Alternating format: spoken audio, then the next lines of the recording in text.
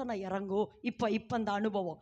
ஆனால் கிட்டத்தட்ட ஒரு ஒரு 10 வருஷத்துக்கு முன்னாடின்னு சொல்லாமல், ஒரு நாள் நான் என்ன செய்யணும், வீட்டுக்குள்ளே சமைச்சிட்டு இருக்கிறேன். என் ஒரு சாட்சியை சொல்கிறேன். வீட்டுக்குள்ளே நான் சமைச்சிட்டு இருக்கிறேன். நான் வெங்காயம் தான் வெட்டிட்டு இருக்கிறேன். திடீர்னு என் மேலே ஒரு பிரச்சனை இறங்குது. என்னை அறியாமல் நான் அந்நிய பாஷை பேசுகிறேன். அறியாமல் கொஞ்சம் நேரம் அப்படியே அந்நிய பாஷை பேசிகிட்டே இருக்கிறேன். அப்படியே நான் என்ன செய்கிறேன், வெங்காயத்தை வெட்டிட்டு அந்நிய பாஷை பேசுகிறேன். ஆனால் எனக்கு நல்லா தெரியுது, ஆவியானவர் என் நாவோடு கூட, ஏன்னா நான் அடிக்கடி சொல்கிறேன், அந்நிய பாஷை ஒரு சில நேரம் உங்கள் நாவில் வந்துச்சுன்னா, ஆவியானவர் உங்கள் நாவோடு கூட இணைஞ்சு ஏதோ ஒரு காரியத்துக்கு விண்ணப்பம் பண்ணுறதுக்கு உங்களோட இணைஞ்சிருக்கிறார்னு அர்த்தம். நல்ல விளங்கமா, நீங்கள் ஜபத்தில் போய் உட்கார பொழுது உங்கள் நாவில் அந்நிய பாஷை வருதுன்னா, ஏதோ ஒரு காரியத்துக்காக ஆவியான, நிறைய சொல்லியிருக்கிறேன். கும்பகோணத்தில் நடந்த ஒரு சம்பவம் ஏற்கனவே உங்களுக்கு நான் சொல்லியிருக்கிறேன்.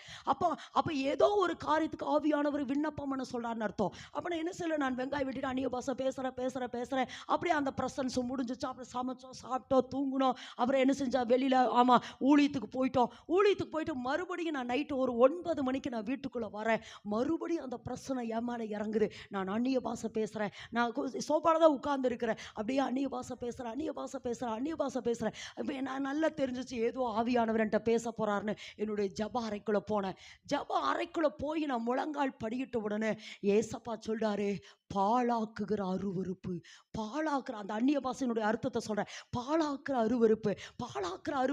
இந்த வார்த்தையை திரும்ப திரும்ப சொல்கிறாரு. அப்போ நான் வேதத்தில் வாசிக்கிற தானியேல் புத்தகத்தில் இருக்குது பாழாக்குற அருவருப்பு. அப்படின்னு என்னென்னா, வேதத்தின்படி சொல்லணும்னா, பாழாக்குற அருவருப்பு என்றால், அன்றைக்கு ஆலயத்தில், எருசலேம் ஆலயத்தில் பன்றி இறைச்சி, அதாவது ஒரு ராஜாவினுடைய காலத்தில், அந்த இருண்ட காலத்தில், அதாவது அந்த மல்கியாவுக்கு புதிய ஏற்பாட்டுக்கு நடுவில் அந்த இருண்ட காலம், அந்த நாட்களில் நடந்த, அதாவது பாழாக்குற அருவருப்பு. அப்படின்னா, இப்போ எருசலேமிலே பன்றி இறைச்சியை வெட்டி என்ன செஞ்சாங்க, ஆசாரர்களுக்கு கொடுத்தாங்க. அது பாழாக்குற அருவருப்பு வேதத்தின்படி. ஆனால் என்கிட்ட சொல்றாரு, பாழாக்குற அருவருப்பு தேசத்துக்குள்ள வரக்கூடாதுன்னு ஜெபின்னு சொல்றாரு. அப்போ நான் உடனே என்ன செய்கிறேன், அந்த பாழாக்குற அருவருப்பை தேசத்திலிருந்து நீக்கி போடுங்க.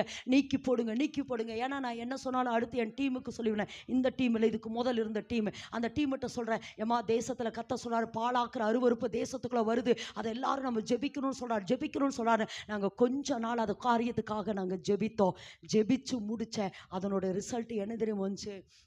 இப்போ இருக்கிற இதே பிரதமர் யோகாவை பாடமாக்கணும்னு ஒரு சட்டம் இருந்தது தெரியுமா?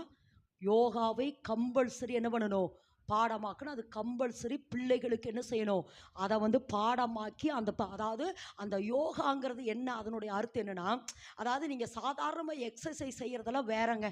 ஆனால் அந்த பரவச நிலைக்கு, அது எப்படின்னா, அந்த யோகாங்கிறது என்ன தெரியுமா, ஒரு இருட்டு ரூமுக்குள்ளே உட்காந்து, நல்ல விளங்கமா, இன்னைக்கு அது நடக்குது.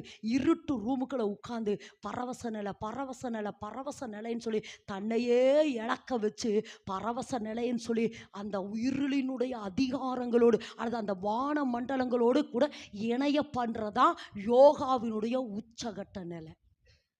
அந்த நிலையை தேசத்துக்குள்ள புகுத்தணும்னு சாத்தான் நினைச்சா, ஆனா தேவன் அதை தடுத்து நிறுத்தி, அதை பாடம் சட்டமாக்காதபடி தேவன் தடுத்தார். ஏன்னா அந்த பாழாக்குற அருவருப்பை தேசத்திலிருந்து நீக்கிறதுக்கு ஜெபித்த ஜபங்களை தேவன் கேட்டார். ஆமென் என்று சொல்லாமா? அதுதான்